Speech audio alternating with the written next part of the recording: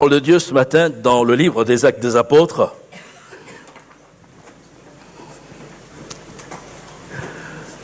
J'ai intitulé le message de ce matin « L'Église primitive et les miracles ». La première Église et les miracles. J'ai entrepris mardi de lire dans le livre des Actes des Apôtres les récits ou même les allusions faites de la manifestation miraculeuse, de plusieurs manifestations miraculeuses. Comment le témoignage des miracles et des prodiges est-il rendu dans le livre des Actes des Apôtres? J'ai juste introduit mardi dans le cadre de la réunion de prière sans m'étendre. Mais c'est une lecture que je n'avais pas encore envisagée dans cette approche-là. Et au moment de le faire, je pensais aller très, très vite. Mais je me suis aperçu que cela prenait du temps et devait prendre du temps. Et si vous voulez vous livrer au même exercice, je vous y encourage. C'est très édifiant.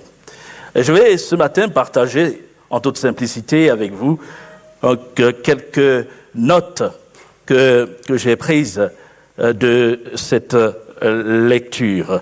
Et pour introduire, bien évidemment, on ne va pas lire tout le livre ce matin, vous avez compris, mais lisons les 14 premiers versets du chapitre 1er.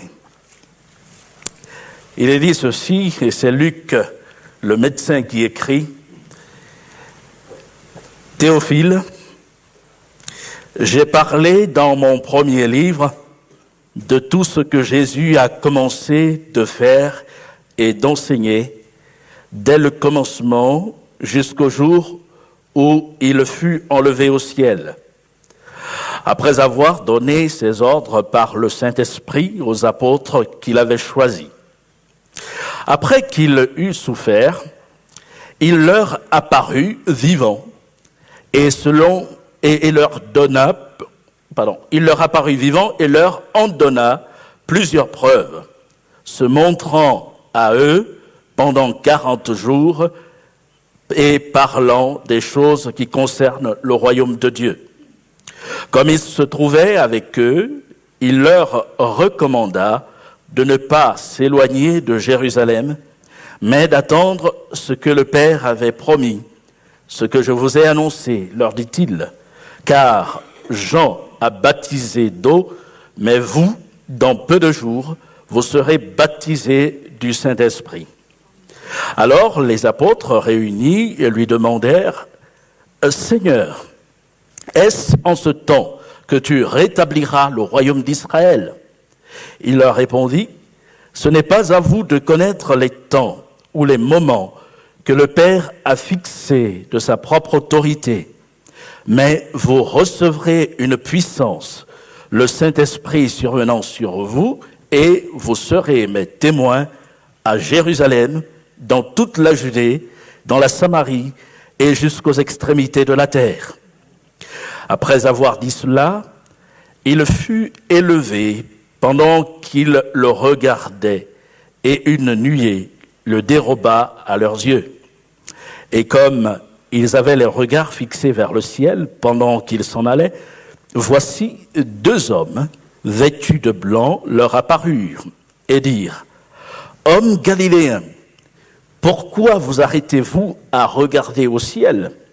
Ce Jésus qui a été enlevé au ciel du milieu de vous viendra de la même manière que vous l'avez vu allant au ciel. » Alors ils retournèrent à Jérusalem de la montagne appelée des Oliviers, qui est près de Jérusalem à la distance d'un chemin de sabbat. Quand ils furent arrivés, ils montèrent dans la chambre haute où ils se tenaient d'ordinaire. C'était Pierre, Jean, Jacques, André, Philippe, Thomas, Barthélemy, Matthieu, Jacques, fils d'Alphée, Simon le Zélote et Jude, fils de Jacques. Tous, d'un commun accord, persévéraient dans la prière avec les femmes et Marie, mère de Jésus, et avec les frères de Jésus Amen. Gloire à Dieu. J'ai entrepris donc de faire cette lecture et relever les faits miraculeux et prodigieux qui sont mentionnés dans le livre des Actes des Apôtres, dans la lancée du partage sur les dons spirituels et notamment sur le don des miracles. Et c'est une pensée qui s'est élevée sur mon cœur, une curiosité, comment justement l'Église primitive, la première Église, s'est comportée face à cette réalité du don de miracles et des miracles opérés par Dieu d'une manière générale. Et je crois que l'Église primitive demeure, de par son parcours, un exemple pour l'Église de Jésus-Christ de tous les temps. Et par là même, nous sommes invités à considérer le parcours d'une Église qui se réclame de Christ et le parcours de l'Église de Jésus-Christ sur la terre. Je fais l'état des lieux, en quelque sorte, des miracles, en essayant de les énumérer et des prodiges mentionnés. Et là, j'ai été très frappé parce que j'ai compté 65 mentions, des descriptions ou des allusions faites à des miracles ou à des prodiges. Et encore, je veux préciser que je ne suis pas certain d'avoir tout relevé dans les détails. Mais c'est dire combien le témoignage rendu à ce sujet est éloquent et combien les miracles étaient abondants au sein de l'Église et dans le parcours de l'Église. Alors, je ne vais pas non plus les énumérer tous ce matin, mais j'ai pensé les classer par groupe, par thème. Et je me suis aperçu qu'il y a des miracles qui évoquent des apparitions, des visions, révélations. Et j'ai compté 10 références en cela. Et le texte que nous avons lu en introduction fait partie justement de ces références, puisqu'il est question d'apparition de Jésus. Il est question d'apparition d'anges, de 2 hommes. On a compris que ce sont des anges. Et en parlant, par exemple, des anges, j'ai été très frappé par la récurrence de ces mentions. Il est question d'apparition de 2 anges, comme je viens de le dire, dans le premier chapitre, aux disciples alors qu'ils voient Jésus s'en aller. Il est question d'apparition d'anges au chapitre 5, un ange qui apparaît, qui va délivrer les apôtres de Jésus qui se trouvent enfermés en prison. On veut les empêcher de proclamer l'évangile de Jésus-Christ. Ils sont enfermés et un ange du Seigneur descend et ouvre les portes de la prison et leur donne l'instruction d'aller dans le temple et d'enseigner le peuple sur ces choses, sur l'évangile, la bonne nouvelle. Il est question d'apparition d'ange, un ange à Philippe, au chapitre 8 du livre des Actes des Apôtres. L'ange de Dieu lui est envoyé alors qu'il se trouve dans la ville des Samaritains où il a proclamé l'évangile de Christ et l'ange lui dit de descendre, d'aller sur le chemin qui descend de Jérusalem à Gaza, celui qui est désert, et de se tenir là. Et Philippe rencontrera le ministre éthiopien qui, lui, se convertira suite à l'échange. Il est question d'un ange au chapitre 10, Corneille, à la visite d'un ange. Il est aussi question d'un ange au chapitre 12. Pierre, cette fois, est tout seul, enfermé dans une prison. Et un ange du Seigneur descend et des chaînes tombent de ses mains. Et l'ange ouvre la prison, les portes de fer de prison. Et l'apôtre sort et il est libéré. Il est question d'un ange au chapitre 27. Paul entreprend le voyage qui l'amène en direction de Jérusalem, un voyage périlleux parce que la tempête s'est levée et là, les passagers étaient au total 276 personnes dans ce navire et ils ont tous perdu espoir de se sauver parce que pendant plusieurs jours, ils n'ont pas vu le soleil. Mais Paul, dans ces moments, a la visite d'un ange qui le rassure et qui lui dit qu'il parviendra à Rome et qu'il paraîtra devant César, que Dieu lui a donné même des hommes qui se trouvent avec lui dans le navire et personne ne sera perdu, tous auront la vie sauve. Et c'est quand même frappant. Toutes ces références, cela s'est passé dans ce laps d'une trentaine d'années, parce que les faits décrits dans le livre des Actes des Apôtres couvrent une trentaine d'années concernant l'Église primitive. Et on voit que Dieu est le Dieu des manifestations qui nous surprennent, qui étonnent, surnaturelles. Et d'ailleurs, un prodige est défini, j'ai regardé dans le dictionnaire, comme un phénomène extraordinaire auquel on attribue une cause surnaturelle. Et il est dit synonyme de miracle. Et toutes ces apparitions et ces révélations, ces visions sont en effet prodigieuses. Et Dieu est le Dieu des prodiges, le Dieu des miracles, celui qui se manifeste encore avec puissance et autorité. Et Dieu n'a pas fini de se révéler de la sorte. Et l'Église d'aujourd'hui le vit encore.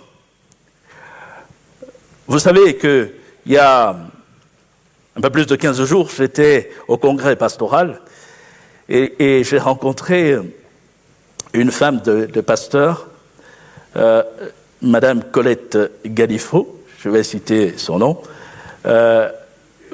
et pendant l'échange, je lui ai rappelé une expérience qu'elle a vécue à Aix-les-Bains. Ce couple a été à Aix-les-Bains assuré un intérim dans l'église, alors que pendant une année, cette église s'est retrouvée sans pasteur.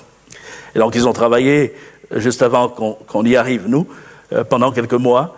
Et là, ils ont vécu une expérience marquante, parce que elle est consignée dans ce livre, La voix de ses pas. Donc l'auteur, c'est Colette Galifo. Et l'événement auquel je fais allusion est celui-ci, un dimanche, alors qu'ils avaient fini la journée, le couple s'est rendu dans l'appartement où l'église l'avait logé. Vous est-il déjà arrivé de chercher vos clés?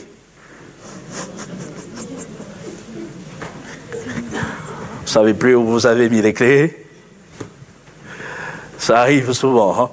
Et quand on les retrouve, ça va. Vous est-il arrivé de les chercher pendant longtemps?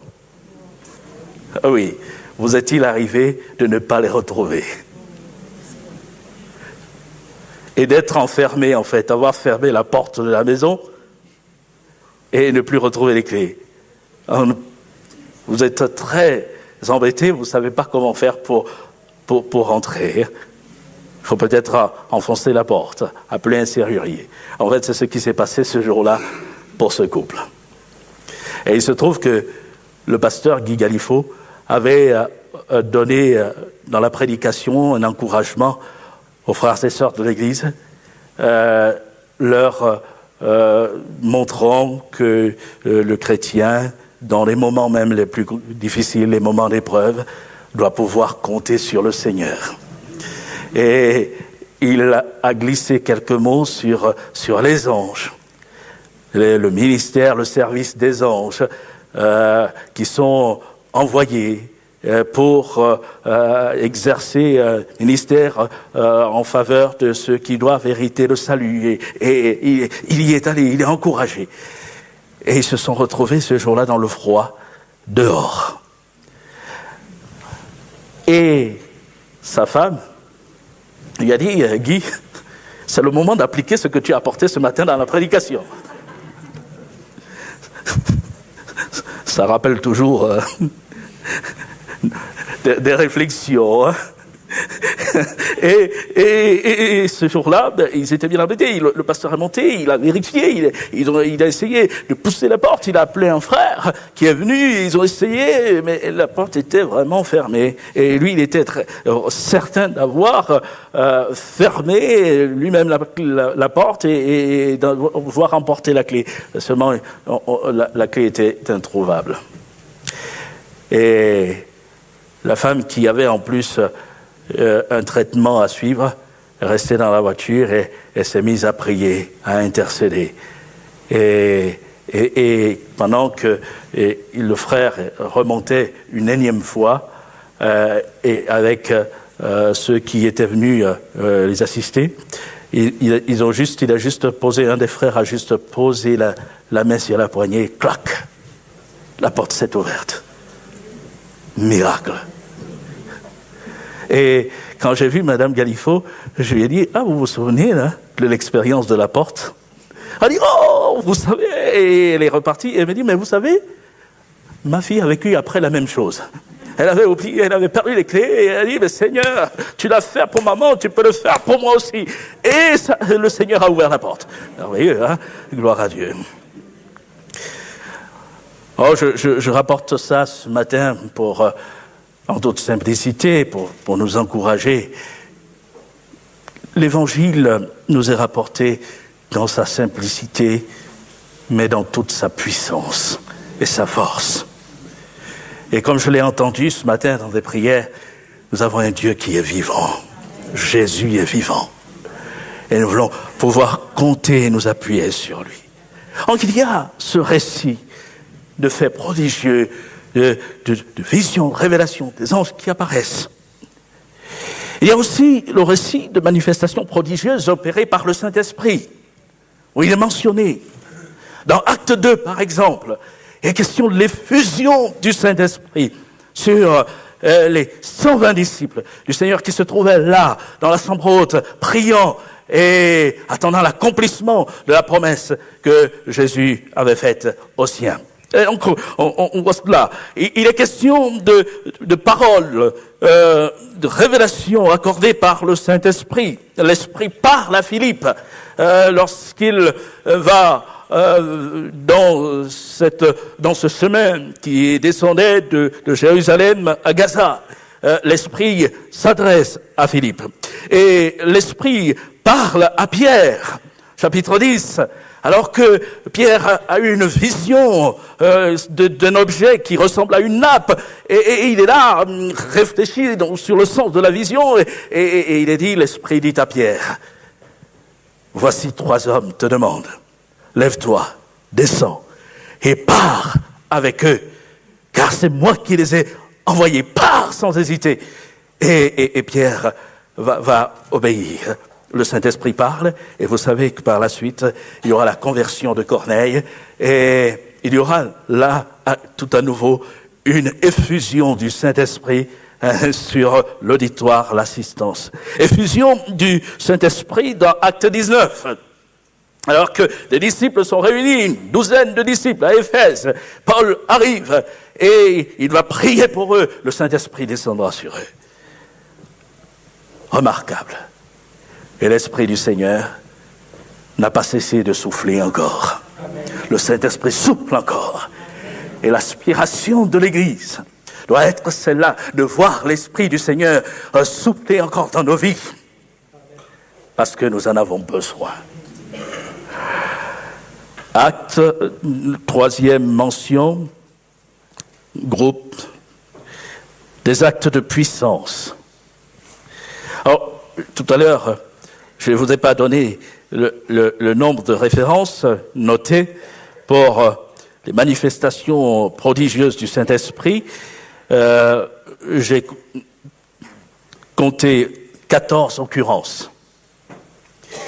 Pour les actes de puissance, que j'appelle actes de puissance, c'est le témoignage de guérison de malades, de délivrance d'emprise démoniaque, de résurrection de morts, et puis même phénomène qui touche à ce qui est la nature, la terre qui tremble.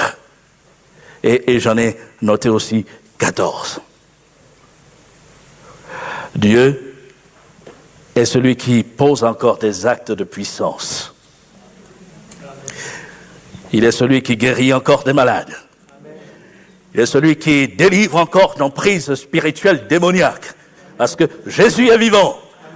Et nous voulons aspirer encore à cela. Et puis, il y a des actes de jugement surnaturel, où Dieu va intervenir pour arrêter quelqu'un dans sa folie, pour épargner l'Église. C'est ainsi que, par exemple, on relève qu'Ananias et Saphira sont frappés d'un coup, parce qu'ils veulent introduire le mensonge dans l'Église. Et ils veulent tromper l'Église et Dieu. Bar Jésus, un magicien, est frappé d'aveuglement, parce qu'il défie Dieu, et il veut s'opposer à l'annonce de l'Évangile. Et puis, Hérode est lui aussi frappé, parce qu'il harangue les foules, et il est élevé au rang de Dieu, et Dieu exerce ce jugement pour n'avoir pas honoré le Dieu, le seul Dieu qui doit être élevé et honoré. Amen. On retrouve tous ces récits dans le livre des Actes des Apôtres. Et puis, pour la fin, j'ai relevé un miracle auquel il faut tous aspirer, la conversion des âmes. Et là, j'ai noté qu'il y avait 24 références. C'est le plus rapporté. Et il y a comme cette volonté expresse du Saint-Esprit à indiquer aujourd'hui à l'Église que le Christ qui est vivant, qui est monté au ciel, et nous allons y revenir, est encore puissant pour manifester son autorité. Mais il le fait, comme on le rappelait dimanche dernier, et le dimanche d'avant encore, il le fait pour amener les cœurs à la foi, à l'obéissance de la foi, à la conversion. Et nous voulons de ce fait encore aspirer à ces manifestations. Je disais que tout ce récit des Actes des Apôtres, la mention des miracles, est un enseignement, un exemple pour l'Église d'aujourd'hui. Parce que Dieu est encore vivant. Je relève, en lisant le livre et en soulignant les comportements des hommes au premier siècle, que, dans le fond, les besoins des hommes n'ont pas changé. Il y avait des malades, et il y a encore des malades. Il y avait des gens possédés, il y a encore des gens possédés. Il y avait des gens en proie à toutes sortes de difficultés, de problèmes, et il y en a encore aujourd'hui. En disant simplement qu'il y avait des pécheurs du temps des apôtres, et il y a encore des pécheurs aujourd'hui. Les besoins n'ont pas changé. Ils sont les mêmes. Et je voudrais dire qu'en lisant le livre des Actes des Apôtres, je relève que les combats n'ont pas changé non plus. Ils sont les mêmes. Il y avait des opposants à l'Évangile, à Dieu, du temps des apôtres, et il y en a encore aujourd'hui. Et je dirais, pour terminer, que l'amour de Dieu, l'amour de Jésus-Christ ne s'est pas refroidi. Il demeure le même. Alléluia! Jésus est vivant et il veut encore sauver.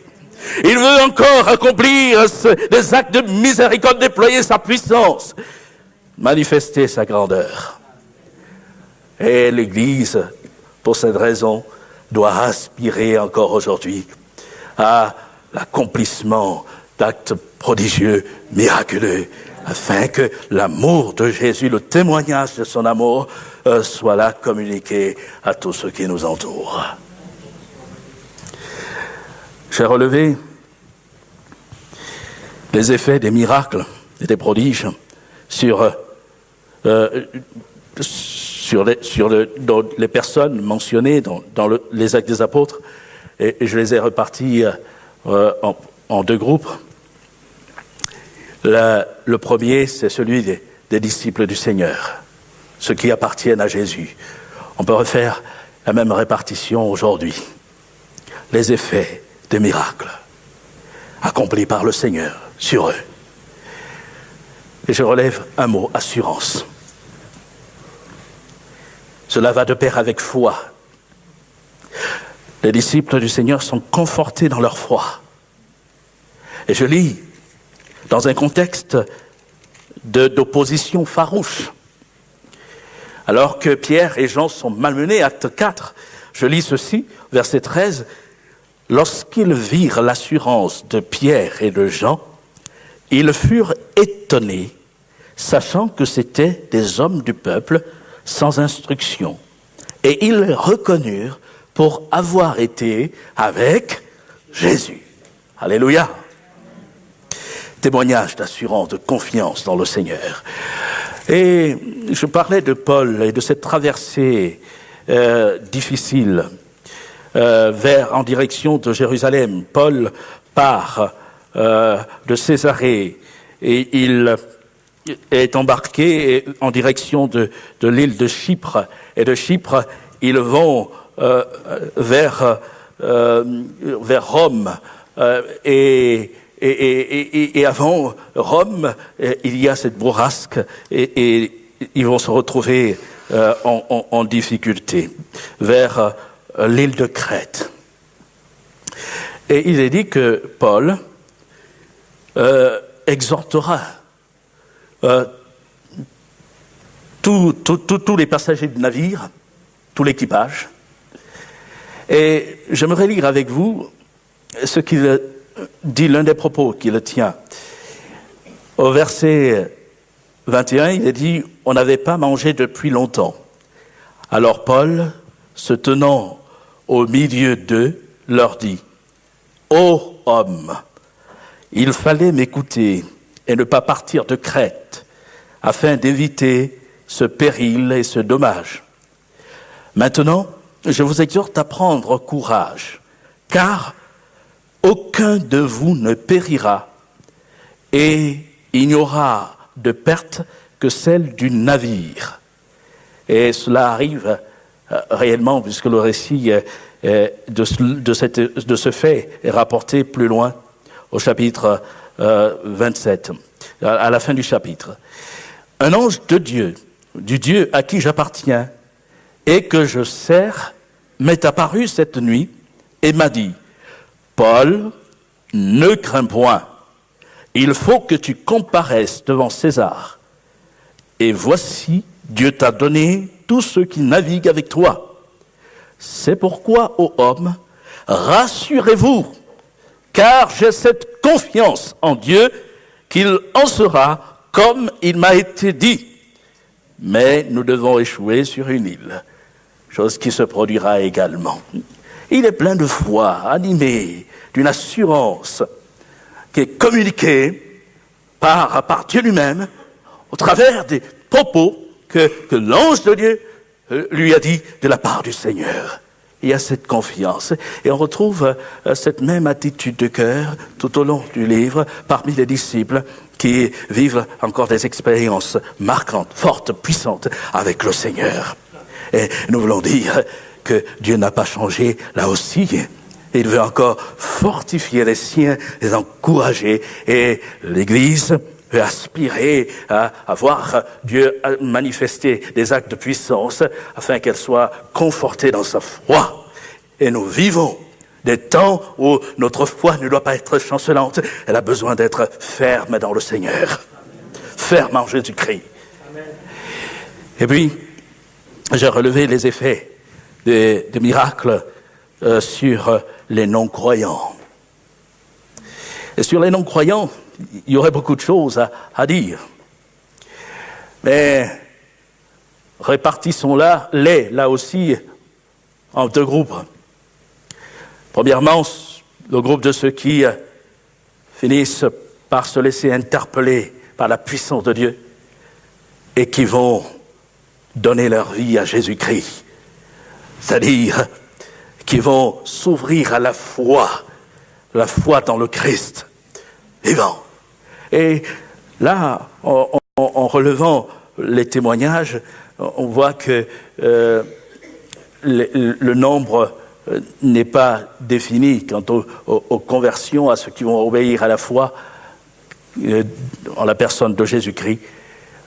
On relève dès le chapitre 1er, faisait remarquer qu'il est fait mention des frères de Jésus.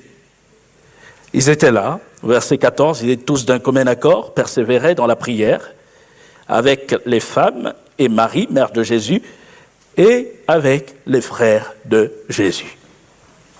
Pour moi, c'est un miracle. Parce que, en amont, leur attitude est décrite. Si on lit par exemple dans Marc chapitre 13, chapitre 3 verset 13, nous relevons ceci. Il monta ensuite sur la montagne et il appela ceux qu'il voulut et ils vinrent auprès de lui. Il en établit 12 pour les avoir avec lui et pour les envoyer prêcher avec le pouvoir de chasser les démons. Le nom de chacun est ici énuméré, mais plus loin, verset 20, il est précisé ceci. Ils se rendirent, donc Jésus et ses disciples, à la maison. Et la foule s'assembla de nouveau, en sorte qu'ils ne pouvaient pas même prendre leur repas. Les parents de Jésus, ayant appris ce qui se passait, vinrent pour se saisir de lui, car ils disaient, il est hors de sens. Ses parents disaient de lui, oh, il est fou, il a perdu la tête. Il est hors de sens. Alors, évidemment, la précision n'est pas ici apportée. Il dit les parents. Mais, plus loin, verset 31, nous avons cette mention, survinrent sa mère et ses frères, qui, se tenant dehors, l'envoyèrent appeler. La foule était assise autour de lui, et on lui dit, voici, ta mère et tes frères sont dehors et te demandent. Et il répondit, qui est ma mère et qui sont mes frères? Puis, jetant les regards sur ceux qui étaient assis autour de lui, dit, voici ma mère et mes frères, car quiconque fait la volonté de Dieu, celui-là est mon frère, ma sœur et ma mère. Ses frères l'ont envoyé appeler, alors qu'il est précisé que ses parents disaient il est hors de sens. Et fait encore plus précis, dans l'évangile de Jean, au chapitre 7, verset 2, il est dit ceci, « Or, la fête des Juifs, la fête des tabernacles était proche. Et ses frères lui dirent, « Pars d'ici et va en Judée afin que tes disciples voient aussi les œuvres que tu fais. Personne n'agit en secret lorsqu'il désire paraître. Si tu fais ces choses, montre-toi toi-même au monde. » Et il est précisé, car ses frères non plus ne croyaient pas en lui. Ils ne croyaient pas en lui. Mais, après le miracle, le plus grand, le miracle de la mort, de la résurrection de Jésus, on les retrouve parmi les disciples de Jésus. Gloire à Dieu. Il y a eu un revirement de situation, un revirement dans les dispositions de leur cœur. Et leur cœur s'est ouvert à Christ. Ils ont compris que Jésus n'était pas simplement un homme, c'est le Fils de Dieu qui est venu parmi les hommes. Et ils se sont tournés vers le Seigneur. Ils ont cru en lui. Et dans le lot des lettres que nous avons, il y a l'épître de Jacques, il y a l'épître de Jude, Et ces mêmes noms sont cités parmi les fils de Marie, mère de Jésus. Et on pense fortement que l'épître de Jacques a été écrite par un des frères de Jésus, l'épître de Jude également. Miracle. Mais dans les conversions, on peut relever qu'il y a une mention par milliers. Le jour de la Pentecôte, environ 3000 personnes, 3000 âmes. Actes chapitre 4, verset 4, il est fait mention de 5000 hommes précisés. Et le mot est andros, qui désigne la jante masculine. Donc je vous laisse réfléchir et voir l'impact de l'évangile annoncé. Et des milliers de personnes se sont tournées vers le Seigneur. Et le Seigneur, chaque jour, ajoutait dans l'Église ceux qui étaient sauvés. Il est vivant. Il n'a pas cessé d'agir. Mais je voulais terminer. Je vous prendrai encore quelques minutes. Je voulais terminer en évoquant le plus grand des miracles. Je vais y revenir. Christ ressuscité, Christ vivant. Et Christ enlevé au ciel. Et vous avez noté que Luc, dans le récit des miracles, ne se trompe pas.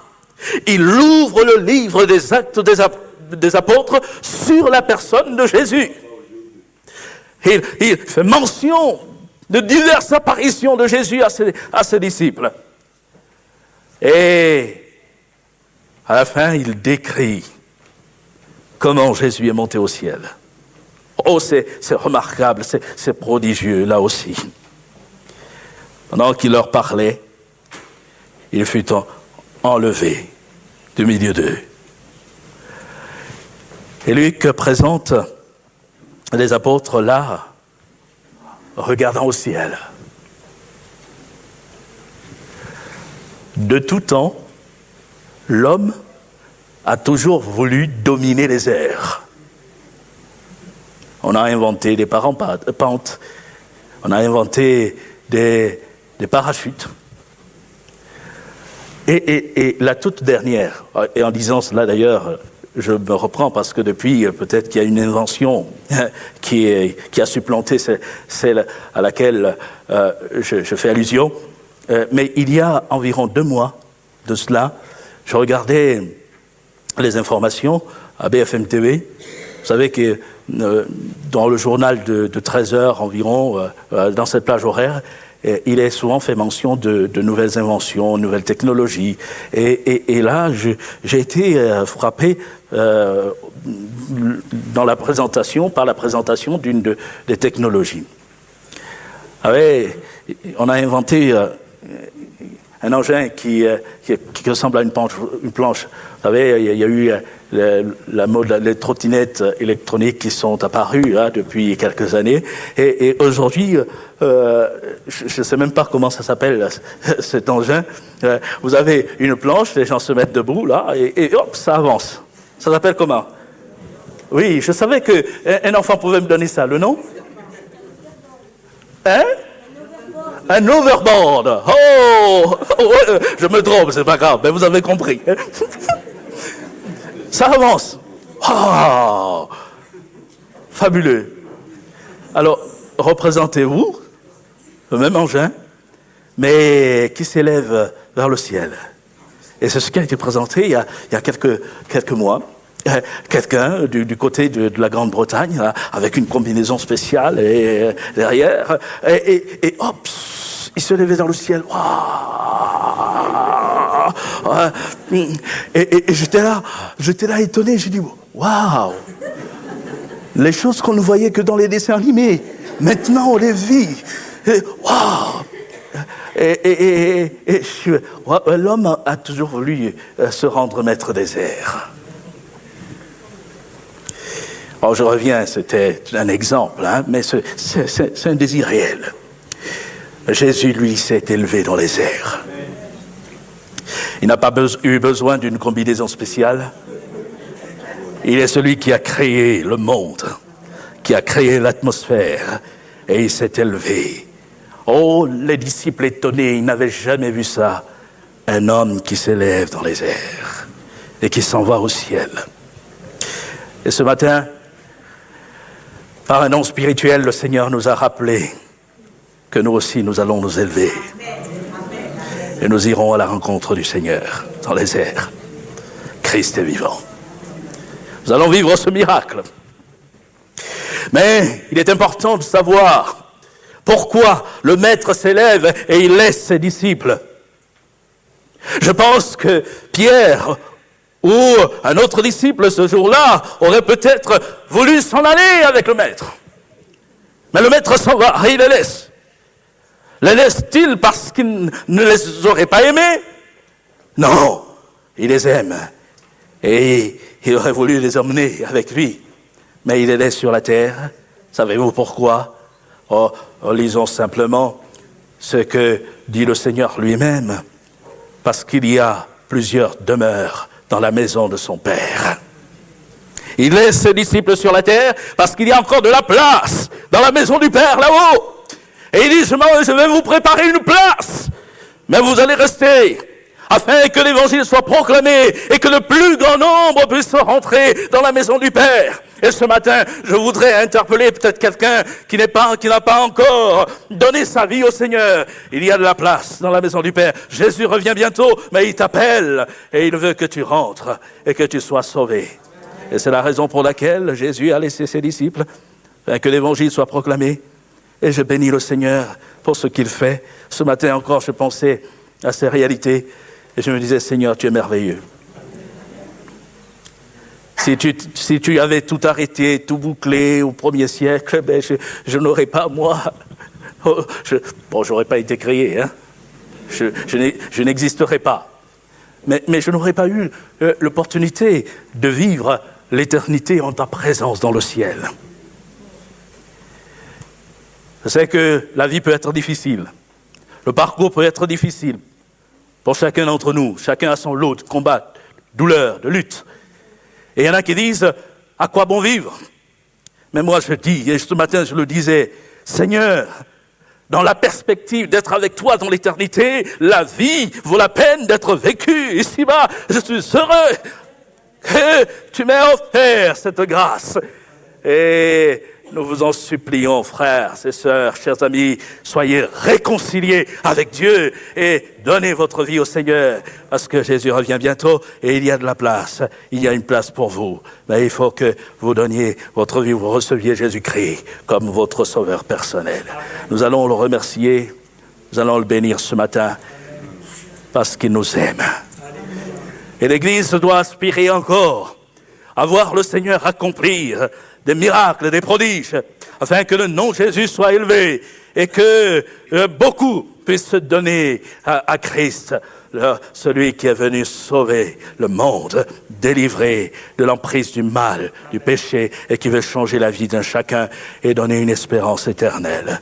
Prions ensemble. On pourrait se lever ce matin et nous prions, élever la voix tous ensemble et demander au Seigneur.